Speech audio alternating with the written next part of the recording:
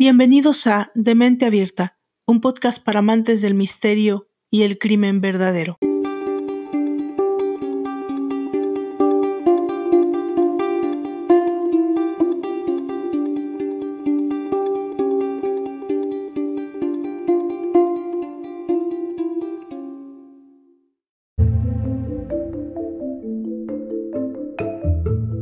Vendimos 85 millones de discos, y no creo que haya 85 millones de asesinos en serie, afirmaba el vocalista Brian Johnson en su día, cuando tuvo que salir al paso de las acusaciones acerca de la influencia de AC/DC en la mente del terriblemente famoso acosador nocturno.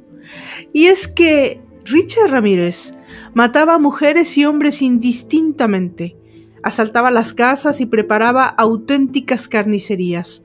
Los escenarios de sus macabros asesinatos terminaban llenos de mutilaciones y de símbolos satánicos.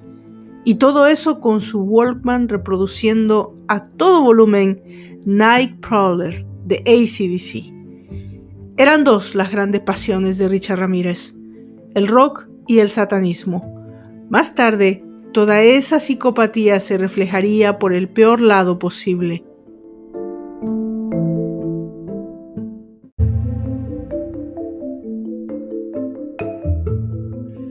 A mediados de la década de los 80, este chico conocido a la postre como The Night Stalker, el merodeador o acosador nocturno, acababa con la vida de 14 personas.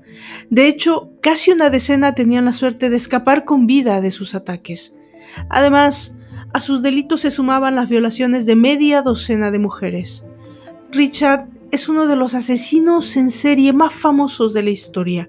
De hecho, su obsesión, según algunas fuentes, no era otra que la de conseguir el título del más ilustre de todos los tiempos, desbancando a Jack el Destripador. Y la verdad es que no estuvo lejos de conseguirlo. Pero antes de entrar de lleno a la cruda y terrible narración de los hechos acontecidos hace más de 2 décadas, como es costumbre en este podcast y video, analicemos.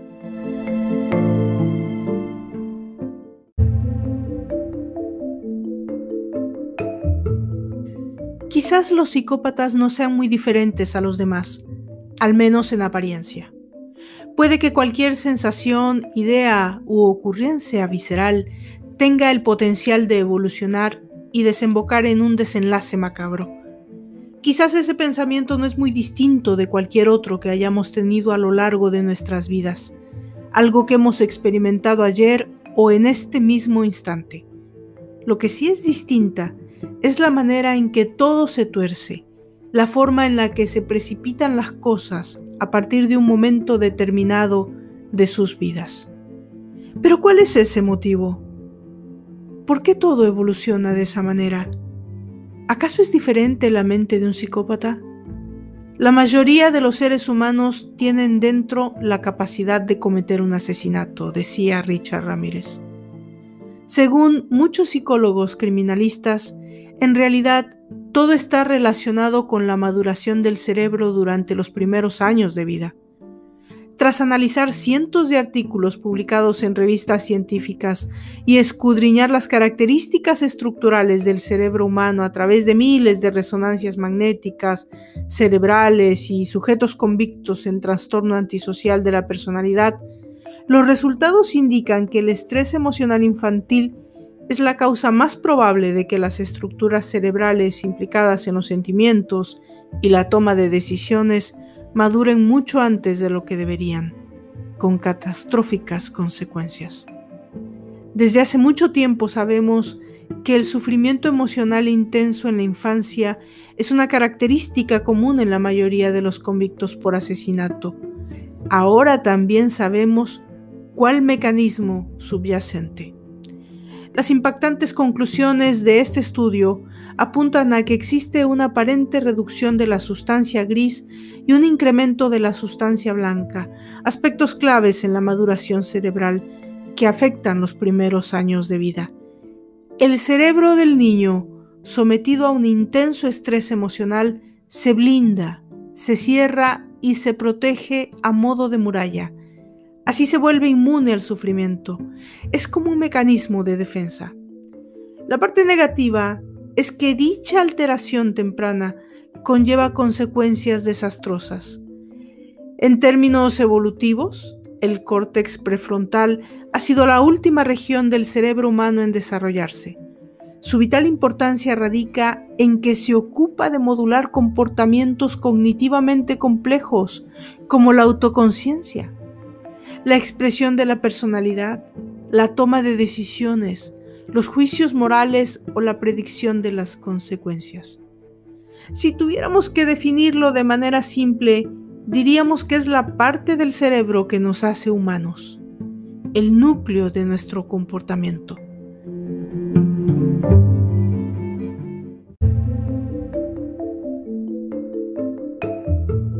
El personaje del que hoy nos ocuparemos, Richard Ramírez, de Night Stalker o Acosador Nocturno, tuvo una infancia marcada por las brutales palizas que le propinaba su padre en el contexto de una familia conflictiva y disfuncional, además de una adolescencia perturbadora de la mano de su primo Miguel, Mike Ramírez.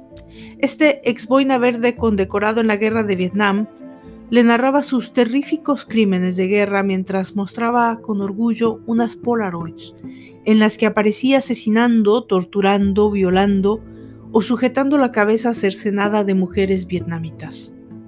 El mismo primo Mike, que asesinó a su esposa de un disparo de escopeta en presencia del pequeño Richard, quien estaba tan cerca que incluso le salpicó la sangre en la cara. Por aquel entonces contaba con tan solo 12 años de edad.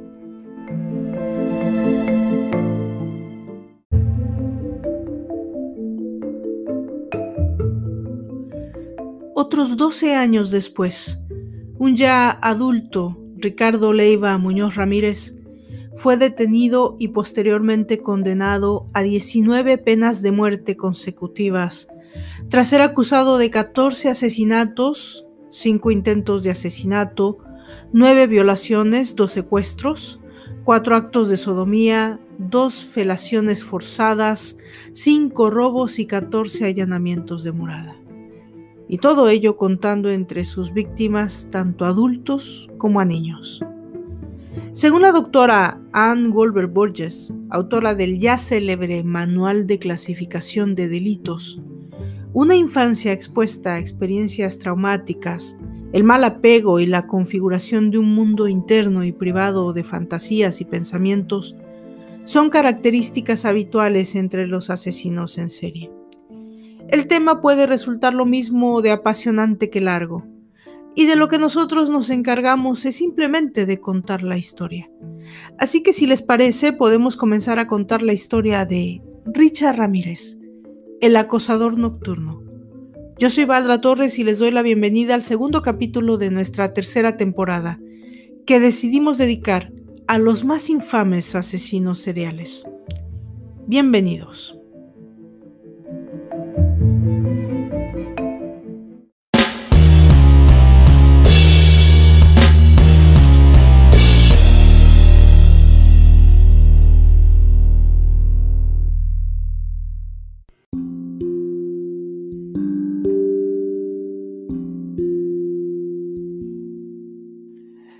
Richard Leiva Muñoz Ramírez nació en El Paso, California, el 29 de febrero de 1960.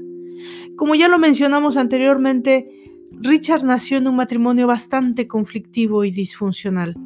Su padre, un obrero y ex policía mexicano originario de Ciudad Juárez, quien era sumamente violento con todos sus hijos, a quienes propinaba brutales palizas, en especial al propio Richard. Cuando era niño, quedó inconsciente tras golpearse la cabeza con un columpio mientras jugaba en el parque, lo que provocó que sufriera ataques de epilepsia hasta la pubertad. Su adolescencia estuvo marcada por su relación con su primo, Miguel, Mike, un boina verde y veterano condecorado de la guerra de Vietnam, quien con orgullo le mostraba a Richard numerosas fotografías en las que salía él cometiendo crímenes de lesa humanidad y violando, torturando, asesinando o posando junto a cadáveres mutilados de mujeres vietnamitas. Ambos solían reunirse a fumar marihuana mientras Mike le contaba a Richard los escabrosos detalles de sus crímenes de guerra y le enseñaba técnicas para asesinar con sigilo que había aprendido en el ejército. Richard estuvo presente también cuando en 1973 Mike asesinó a sangre fría a su esposa con un disparo de escopeta, luego de una violenta discusión. Parte de la sangre de la mujer salpicó a Richard y no se sabe a ciencia cierta si experimentó terror o placer, dado lo que sucedió en su infancia. Ya antes de cumplir los 10, Ramírez empezó a robar y a agredir a los clientes del hotel en el que trabajaba. Con 17 años, fue internado en un reformatorio por una serie de delitos menores y posteriormente fue detenido de nuevo por posesión de marihuana. Poco después se mudó a Los Ángeles, donde se enganchó a la cocaína y llevó una vida de delincuente que le condujo a pasar unos meses en la cárcel por el robo de un coche. Para Ramírez, la reinserción nunca fue una opción, y a su salida de prisión comenzó a perpetrar los crímenes por los que se hizo tristemente célebre.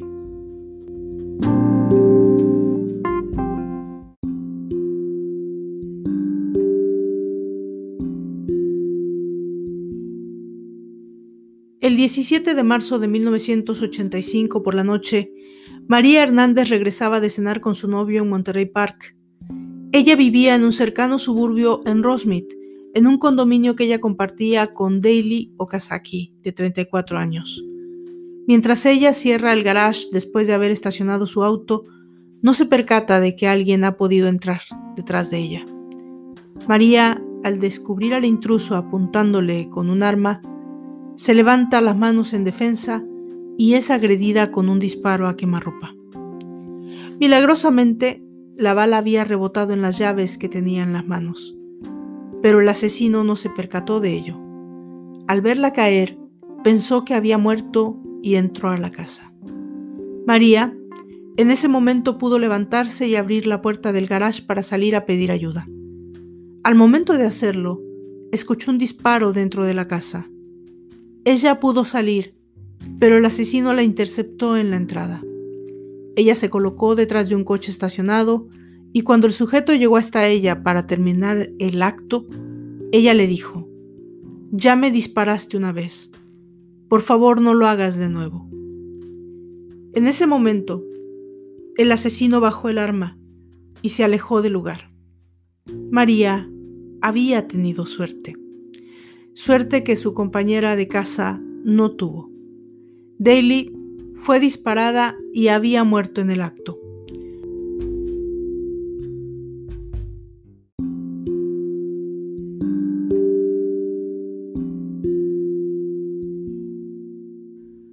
Una hora después, el detective Guillermo Carrillo llegaba al condominio. Con 34 años de edad, él era el más joven detective de la unidad de homicidios del condado de Los Ángeles, pero ya tenía un currículum de 300 investigaciones de asesinato. Ese domingo por la noche, el investigador, inmediatamente de arribar al condominio, inicia el reconocimiento del lugar. En el piso del garage se encuentra una gorra de béisbol color azul oscuro, con el logo de AC/DC bordado al frente y un juego de llaves ensangrentadas. El cuerpo de Dale Okazaki se encontraba en la cocina. Había recibido un solo disparo mortal en la parte de atrás de la cabeza, posiblemente con una pistola calibre 22. No había huellas digitales en el área de la cocina y tampoco en el garage. María le dijo a los detectives que el sujeto era un completo extraño, de aproximadamente 5 pies de altura, cabello negro y unos ojos que daban miedo. El departamento hace un retrato robot basado en la descripción de María Hernández. Cuando la policía comparte el retrato con los otros departamentos y se percatan de que hay otra investigación en curso con un individuo acusado de intento de rapto de menores con una descripción muy parecida, comienzan a saltar las alarmas.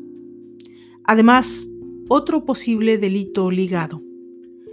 Una hora después del asesinato de Daily Okazaki en una intersección de Monterey Park, un individuo saltó sobre Tsai Lian-yu, de 30 años. La sacó del auto hacia la carretera y le disparó en varias ocasiones para después huir. Un policía llegó antes de que Tsai muriera. Ella aún respiraba cuando el oficial llegó, pero murió antes de que la ambulancia arribara. Los dos ataques que ocurrieron el mismo día reforzaron la tensión de los medios y a su vez provocaron pánico y miedo entre los residentes.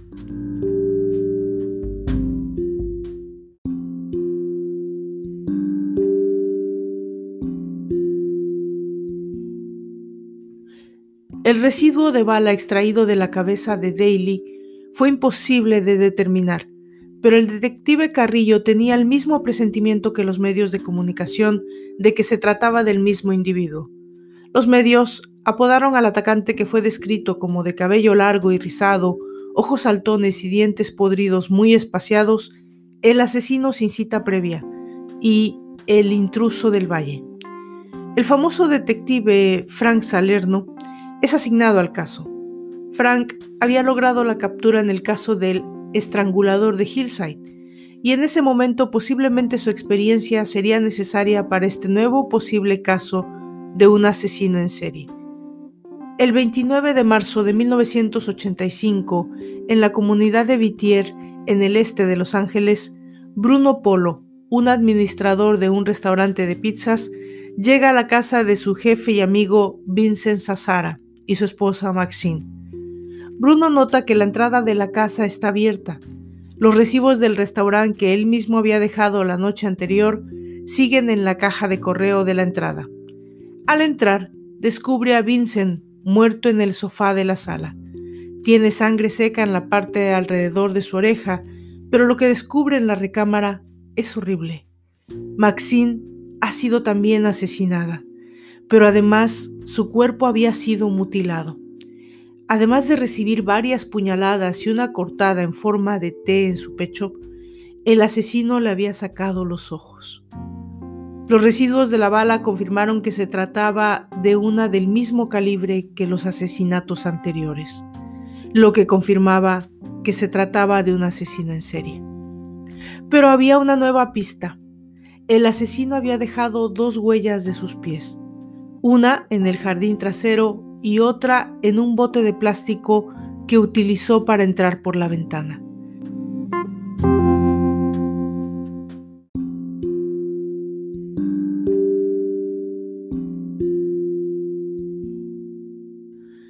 La autopsia confirmó que Peter había muerto de un solo tiro en la cabeza, pero Maxine había recibido 3 balazos, además de haber sido apuñalada y mutilada. Este psicópata era especialmente cruel con las mujeres. En otro caso relacionado a 3 violaciones, un sujeto es reconocido como el mismo, debido al retrato robot realizado por el caso de María Hernández y también por las características del mal olor que despedía. Aún no teniendo todas las pruebas irrefutables, pero poco a poco los casos se iban acumulando y teniendo las suficientes características para conectarlos, confirmar que se trataba del mismo individuo. El 13 de abril de 1985, en Monterey Park, Harold Hu, de 66 años, ayudaba a ir a la cama a su esposa Jan Lillian Hu, de 63, quien 2 años antes había sufrido un infarto y había quedado paralítica. Cuando ambos ya se encontraban durmiendo, un extraño entró a la casa y primero disparó a Harold. Jean fue golpeada brutalmente, atada y violada. Por razones desconocidas, el asesino le permitió vivir. Otra vez más, la huella fue encontrada en el patio trasero cerca de la ventana, y la descripción de Jean era la misma que en el caso anterior. Se trataba de un hombre alto, delgado, vestido de negro, con un mal olor y dientes podridos. Los detectives comenzaban a llegar a un nivel de frustración. Se trataba de un asesino poco organizado, pero sin un modus operandi o perfil de víctimas determinado. Este loco violaba niñas, mujeres, jóvenes, mujeres ancianas, asesinaba a hombres y mujeres y simplemente trataba de incrementar su crueldad en cada caso. Generalmente, un asesino en serie elige un tipo de víctima, tiene un modus operandi similar y sigue un determinado patrón de conducta en sus actos. En este caso, no había nada de eso, y eso era lo que lo hacía más peligroso. El 1 de julio de 1985, cerca de la ciudad de Monrovia, un handyman de nombre Carlos Valenzuela llegó a la casa de uno de sus contratistas, una anciana de 83 años, Mabel Bell, y su hermana inválida de 81, Nettie Lang. Lo primero que nota al llegar es que los periódicos no han sido recogidos por 2 días. De inmediato llama a la policía. Mabel y Nettie han sido golpeadas brutalmente, casi hasta morir. Nettie fue violada y en la pared de su habitación ha sido pintado un pentagrama, el símbolo universal de Satán. Hay 2 símbolos más pintados en el cuarto de Mabel y uno en la parte de atrás de su muslo derecho. El caso es de inmediato conectado con los otros.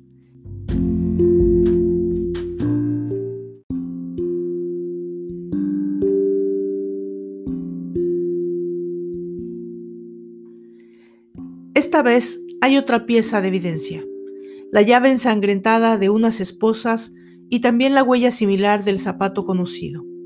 El Herald Examiner finalmente lo llama The Night Stalker, el acosador nocturno. El siguiente día, el 2 de julio de 1985, un vecino de Mary Cannon de 75 años nota que la ventana del departamento ha sido quebrada. Ellos intentan llamarla varias veces, pero no responde, así que deciden entrar a la casa. Mary ha sido brutalmente asesinada, su cuello cortado. Debido a que la carpeta de la casa había sido limpiada muy recientemente, se pudo obtener una huella de zapato que resultó similar a la de los casos anteriores.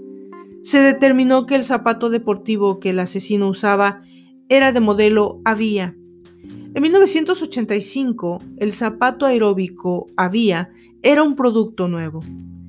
Mientras, con el creciente miedo y la presión de los medios, el Condado de Los Ángeles incrementa el número de investigadores y crea un equipo de fuerza de tareas dirigidos por el oficial Frank Salerno.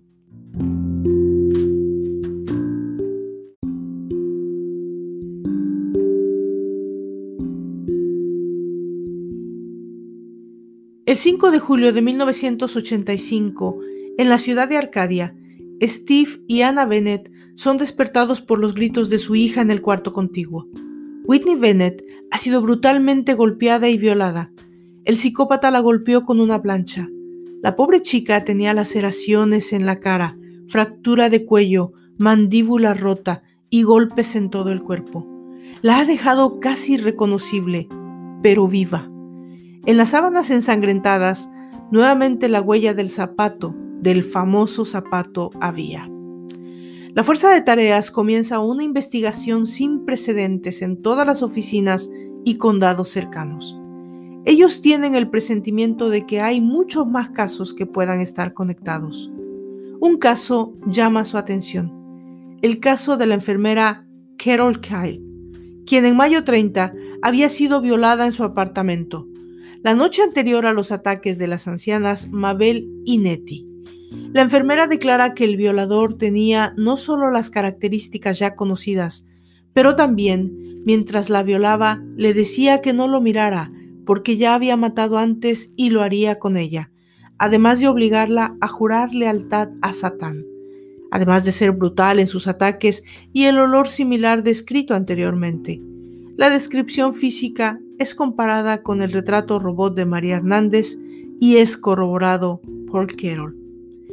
El 7 de julio de 1985, los agentes de policía son nuevamente requeridos en Monterey Park, donde la anciana de 61 años, Joyce Nelson, ha sido golpeada brutalmente hasta morir. Y el sello principal del asesino es más evidente que nunca. El rostro de la pobre mujer ha sido pisoteado y en él ha quedado grabada la huella del zapato deportivo Avia, además de otra huella en el balcón principal de la casa.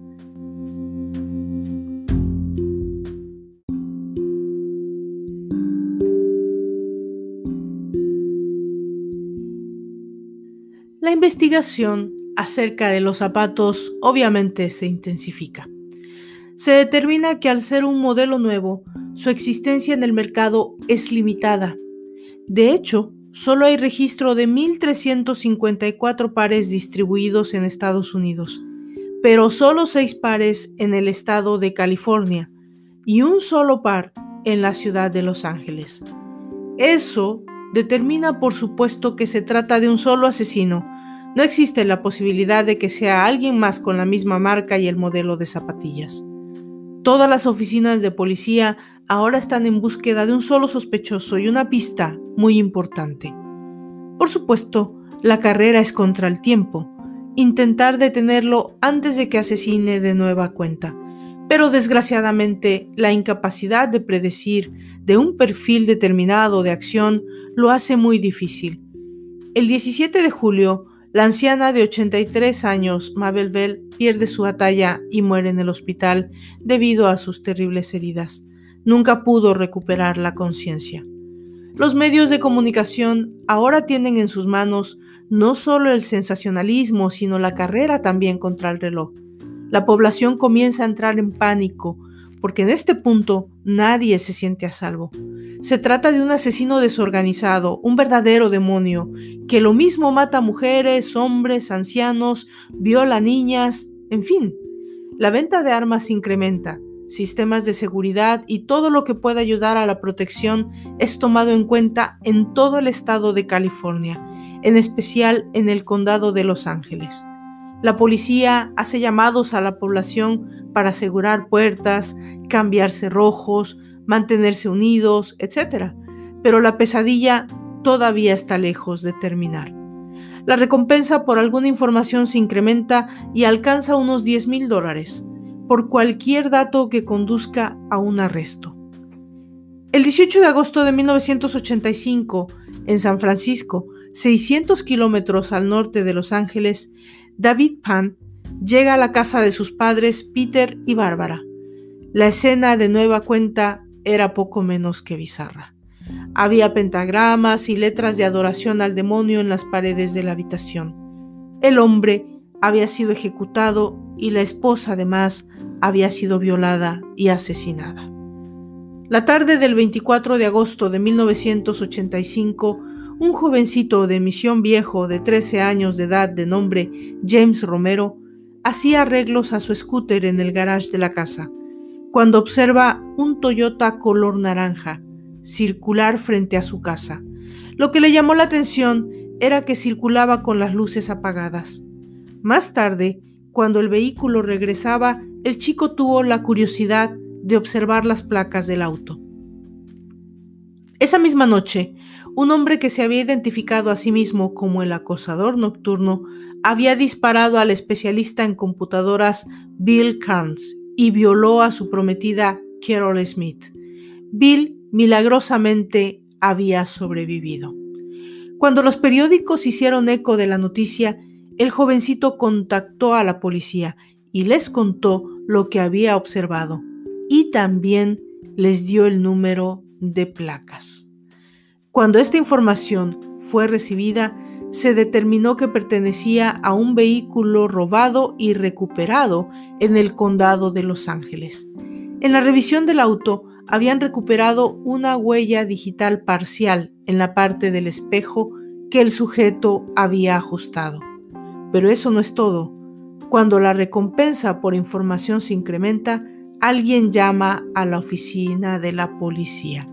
Dice que puede darles información importante a cambio de $80,000. Se trata de Jesse Pérez, un ratero de poca monta conocido por los departamentos de policía del condado de Los Ángeles. Le dice a la policía que el acosador nocturno es un ladrón de origen hispano, amante de la música metálica, fan de Satanás y con un terrible mal aliento.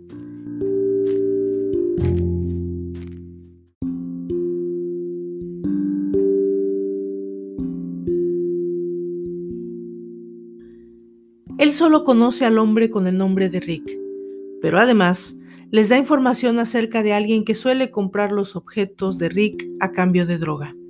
Este hombre es el narcotraficante Felipe Solano. Cuando la policía hace el seguimiento de esa información, descubren que en casa de Solano se encuentran algunos objetos robados de la casa de las víctimas del acosador nocturno. Desgraciadamente, Felipe dice desconocer el apellido del acosador nocturno. Solo les dice que lo conoce con el apodo de El Despeinado. Al mismo tiempo, la policía de San Francisco, quienes llevan su propia investigación, también hacen su avance. Se trata de unas piezas de joyería que han podido ser recuperadas.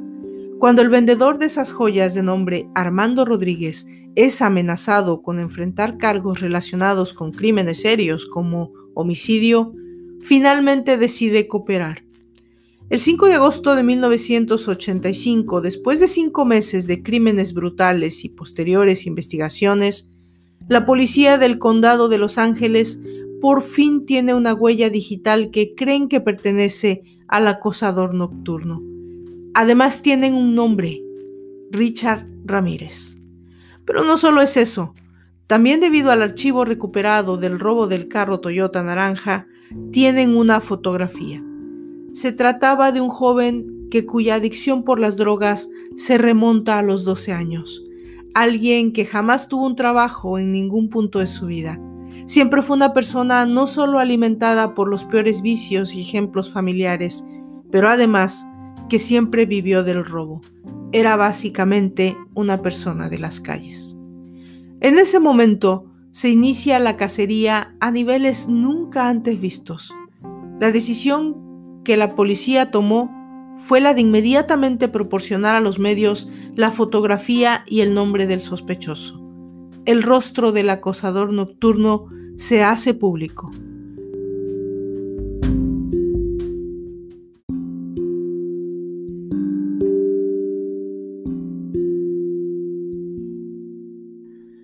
La mañana del sábado 31 de agosto de 1985, los detectives Frank Salerno y Il Carrillo coordinan una búsqueda por ciertas áreas, en especial en las estaciones de policía y tren.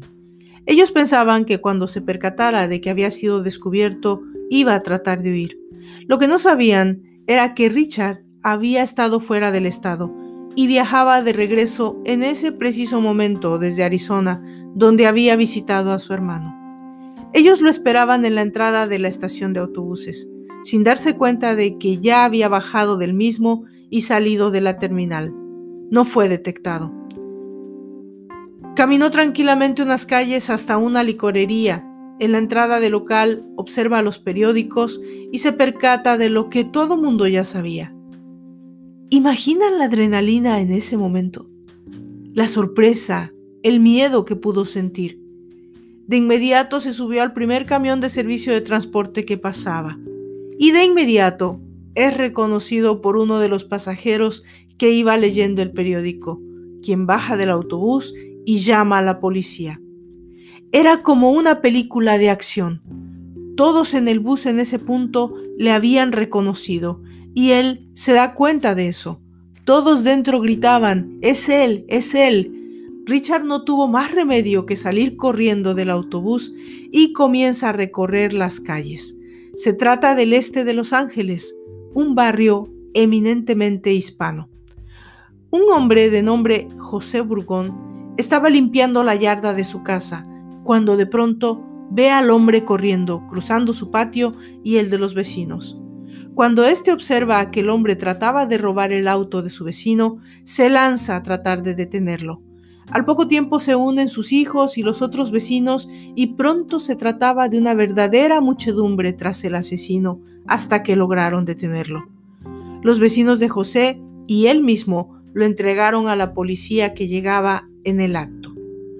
Ya en la estación de policía, Richard simplemente se negó a hablar. Y aunque la policía hubiera deseado que lo hiciera, pensaban que simplemente no lo necesitaban. Richard tuvo sí que comparecer en una fila junto a 5 hombres de similar contextura física. Cada hombre debía decir, no me mires, perra, o te mato. Había tantos testigos y víctimas que tuvieron que hacer la formación 2 veces. Casi todas señalaron a Richard. La mayoría se sentía muy impresionada al verlo de nuevo y escucharlo repetir sus horribles amenazas.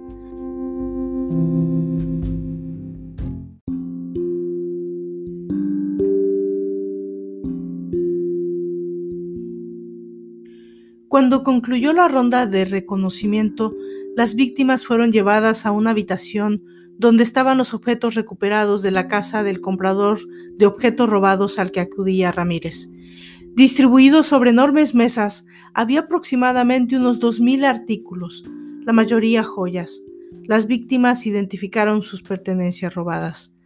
El juicio por los violentos crímenes de Richard Ramírez comenzó en enero de 1989. Richard Ramírez fue llevado al tribunal. Estaba enojado y se mostraba desafiante. Parecía un animal salvaje atado con cadenas. Al principio lo representaba Alan Adashek, un defensor público. Ramírez quería declararse culpable, pero el defensor le sugirió que la mejor defensa era la de demencia. Richard se enfureció. Le dijo que él había seguido órdenes de su señor Satán y no tenía intención de renunciar a ellas para salvar su pellejo. Decidió en consecuencia relevar a Adashek y encomendarle su defensa a 2 hombres con poca experiencia, Arturo y Daniel Hernández, que estaban convencidos de poder ganar el caso. Richard también lo creía a tal punto que en la siguiente audiencia levantó la mano para que la pudieran ver los periodistas. Había dibujado una estrella de 5 puntas en la palma y gritó: «Hail Satan». El caso finalmente pasó a manos del juez de la Corte Suprema de Justicia de California, Michael Tynan, en noviembre de 1986. Luego de varios cambios de fecha, se inició la selección del jurado el 21 de julio de 1988, 2 años después de la audiencia preliminar. Finalmente, el 10 de enero de 1989, se tomó juramento a un jurado de 6 personas de origen latinoamericano y 6 afroamericanos, junto con otros 12 jurados suplentes.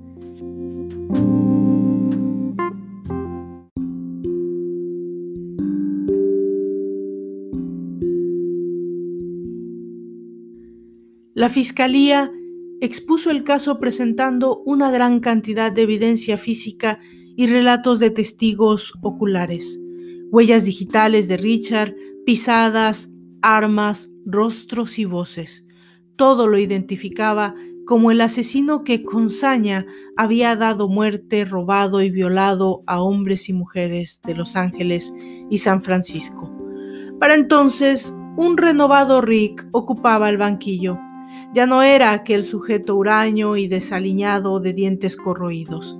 Ahora llevaba el pelo recortado y peinado, luciente dentadura y traje con broche de corbata incluido. Para dirigir el juicio, se nombró a Phil Halpin de la oficina del fiscal de distrito de Los Ángeles, que confiaba en que las evidencias y los testigos oculares darían suficiente prueba para que declararan culpable a Ramírez.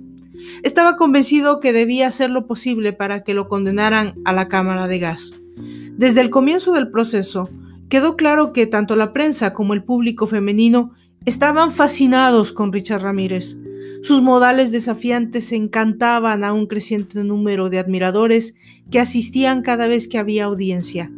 Le llegaron cartas de todas partes, la mayoría de mujeres que creían que era inocente y deseaban ayudarlo o pensaban que era excitante y querían tener relaciones sexuales.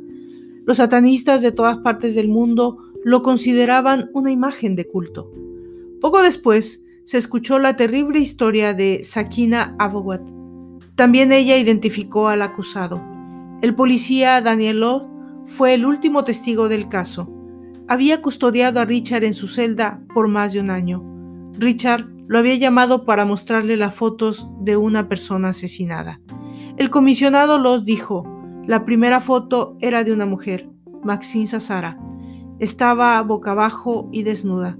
La segunda foto era la de otra mujer tirada en la cama con la cabeza mirando para el otro lado de la cámara. El acosador nocturno dijo: las personas vienen y me dicen punk y yo les muestro las fotografías y les digo que hay sangre atrás del merodeador nocturno y se van todas pálidas. La defensa creyó que su suerte iba a cambiar cuando la jurado suplente Cynthia Haden, que decía que se había enamorado de Richard, debió reemplazar a un jurado titular. Las deliberaciones comenzaron el 26 de julio de 1989, pero debieron ser interrumpidas cuando una de las mujeres que integraba el jurado fue asesinada por su novio. El 20 de septiembre, por fin, decidieron por unanimidad que Richard Ramírez era culpable de todos y cada uno de los 46 cargos. En octubre 3 votaron por la pena de muerte. El día de la sentencia, Richard insistió en leer una declaración que había preparado. Su voz era fuerte y se mostró enojado. No me entienden, no espero que lo hagan, no son capaces. Estoy más allá de su experiencia, estoy más allá del bien y el mal. Seré vengado, Lucifer reside en todos ustedes. No creo en el dogma hipócrita y moralista de esta supuesta sociedad civilizada. Ustedes, gusanos, me enferman. Todos y cada uno de ustedes son unos hipócritas. No necesito escuchar ninguno de los raciocinios de la sociedad. Ya los he escuchado antes. Legiones de la noche, criaturas noctámbulas, no repitan los errores de los merodeadores nocturnos y no muestren piedad.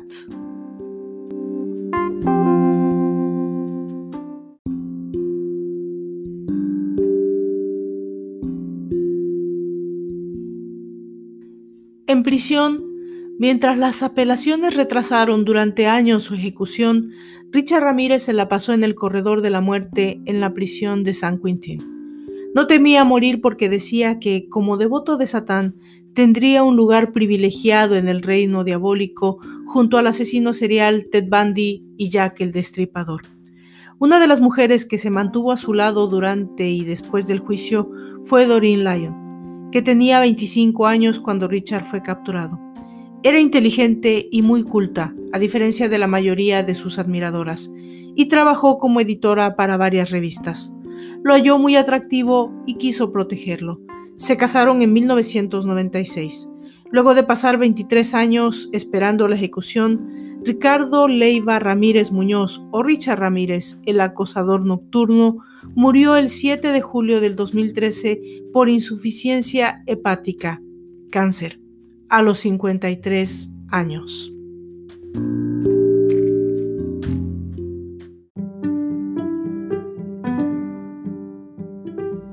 De esta manera hemos llegado al final de la segunda entrega de esta tercera temporada que decidimos dedicar a los asesinos seriales favoritos de esta servidora. Yo los espero la próxima semana con el siguiente tema, con el siguiente capítulo, y por supuesto los invito a que me sigan en mis redes sociales, en Facebook, en Twitter, en Instagram, y que visiten mi canal de YouTube y le den me gusta a los videos y los compartan si les gustan. Yo soy Valdra Torres y los espero en la próxima entrega de Demente Abierta, un podcast para amantes del misterio y del crimen verdadero. Hasta entonces.